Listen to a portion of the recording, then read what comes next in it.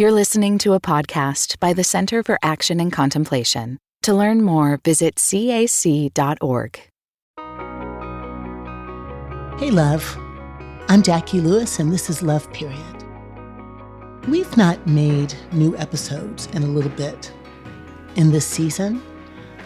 My producers have been busy. I've been busy building a building and trying to be a public theologian in the spaces that have drawn all of us into deep reflection and sometimes worry, to be honest.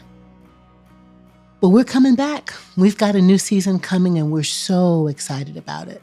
In the meantime, these reflections, these short monologues, are personal to me, and I hope will be helpful to you.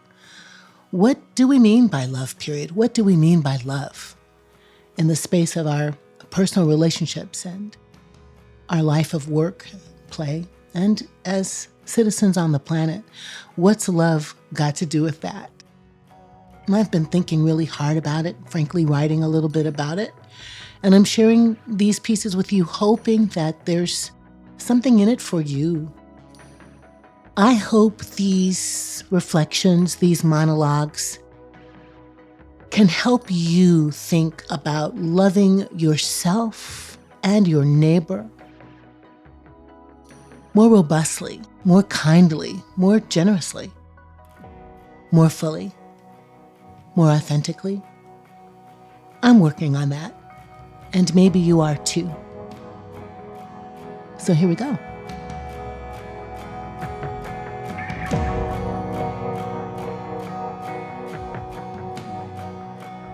Love, period.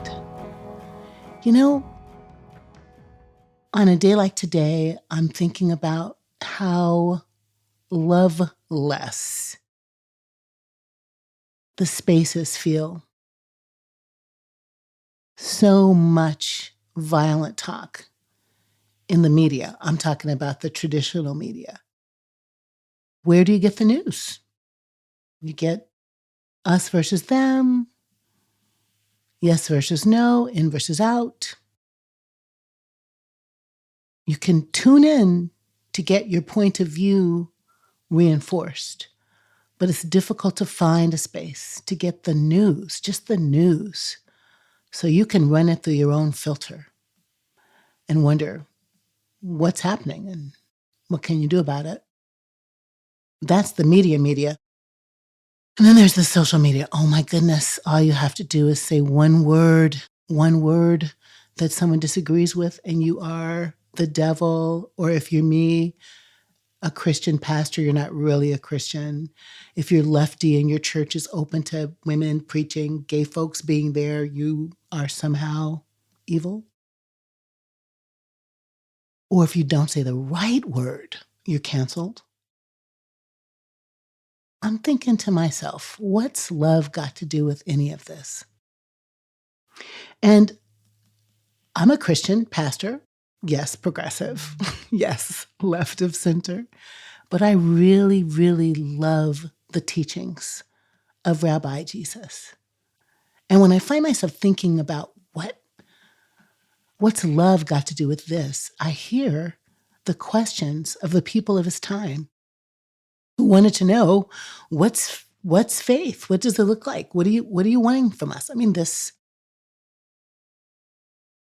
baby born in Bethlehem, this teenager raised in Nazareth in Galilee, I would say a Jewish Palestinian boy born in a scandal. You know, some people believed his mother that the pregnancy was from God, and others thought in some kind of way she'd broken the law. Poor outsider, born homeless, refugee, immigrant baby, rabbi, grows up inside the empire, but outside of the empire's teachings, a Jewish baby trying to figure out how to be faithful and teaching people how to be faithful, who, when asked what you're supposed to do, says, love God with your heart, soul, mind, and strength, and love your neighbor as yourself. He's not making a new commandment. He's quoting his scriptures, Leviticus and Deuteronomy, and saying, love. Love all of God with all you have, and love your neighbor as yourself. Love, period. That's how we get to the title of this podcast, but also a guiding principle. Just love all the people, all the neighbors. And this isn't just Christian. This is almost all the world's major religions. Judaism says, love the stranger because you were once strangers in a strange land. Christianity says, do unto others as you'd have them do unto you. Buddhism says, don't withhold something that someone needs. So also Islam and Zoroastrianism, which I have to say, I don't know that much about, but I do know that it says don't withhold what the other one needs. The Sikh tradition says don't do anything to break anyone's heart. Just don't do anything to break anyone's heart. Wow, that's what a high bar, but also a low one. Just don't be a heartbreaker. I think all of these religious teachings come from this ancient teaching of Ubuntu. U-B-U-N-T-U, Ubuntu. South African, Zulu, all the sub-Saharan languages have some version of this. Ubuntu and Ubuntu and Gabantu. Ubuntu and Ubuntu and Gabantu. A human is a human through other humans. We're not human, except that other people are human, is what this teaching says. And it predates religion, It's when we first walk out of caves and become people who stand up on two legs. We look around and know when we see the sunlight that someone's got to farm and someone's got to fish and someone's got to take care of the kids and someone's got to cook and someone's got to protect us. We need each other to survive. We are each other's keepers, actually. Dr. King said it this way: I can't be fully who I am until you're fully who you are. We are woven together in this human garb, this human fabric, inextricably connected one to the other. My fate and your fate are intertwined. I'm talking all of our fates, no matter where we live on the planet. Ukraine or Russia, Haiti or Congo or Sudan or Detroit or California or Israel, Palestine, and right here on these United States, what happens to me affects what happens to you, and what happens to you affects what happens to me. That's the kind of love Rabbi Jesus was talking about. If they're in prison, if they're hungry, if they're naked, if they're lonely, if they're a stranger, a widow, a child, if they're an outsider, if they're last, they become first in our holy imagination. This kind of love is radical, beyond borders, beyond religion, beyond gender, beyond sexuality, beyond have and have not, beyond blue and red, is love your neighbor across these religious categories and belief systems, and just as humans, where we might be thinking also love the creatures and love the earth. So I'm wondering what love means now, on the way to an election and on the other side of it. Whenever you hear these words, who's your neighbor and how do you love them? Can you see their humanity, feel their humanity, sense their connectedness to you, the way you're alike, even though you're different, the way their blood is red, no matter what color their skin is, the way their heart beats, no matter who they love or how they love them? Can you sense your neighbor's kinship with you? And therefore be imagining that their self-interest and your self-interest are intertwined.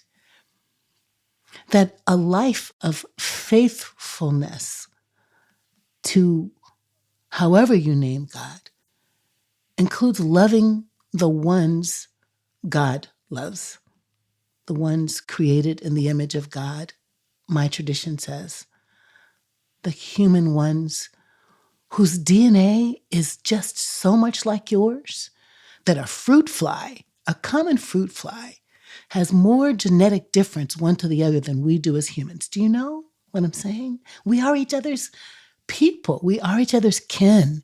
We are each other's kind. I'm so bored. I'm so tired. I'm so frustrated by all the hate. And I wonder what it looks like if we actually make love a public ethic, love a guiding principle, love a way to begin and end each day, love a lens through which to look at the earth's problems and its opportunities, its beauty. Love, a thing to teach our kiddos, a thing to talk about over coffee and wine and good food, a way to go to the polls and to be a community afterwards, no matter what the results are. Love is our North Star. Love. Period. Not hate. Love. Not derision. Love. Not judgment. Love. Not violence. Love. Not death-dealing politics. Love. Period. Knowing that everything else is commentary and midrash and opinion. You are a theologian in residence in your own life, beloved. You are a theologian in residence in your own life. What will love have you do? What's a conversation you need to have that someone wants to have with you, maybe needs to have with you too? What is a starting place to look at the world through someone else's eyes and have empathy for them? I'm asking you today to pick a person, see a person. When we're writing or preaching or teaching, someone says, who's the one person you're trying to reach? Who's the one person that you want to understand better? And what to learn from and perhaps also teach. Pick a person to start with. I'm not saying go to the person that will make you feel in danger or in harm, but somebody who can be a conversation partner about what love needs to be now for all of us. Will you consider that? One person, and then maybe another, who can increase your tribe, help you to see things differently, help you to love more profoundly. A neighbor, not exactly like you, but a neighbor nonetheless. Let's try that. Won't you?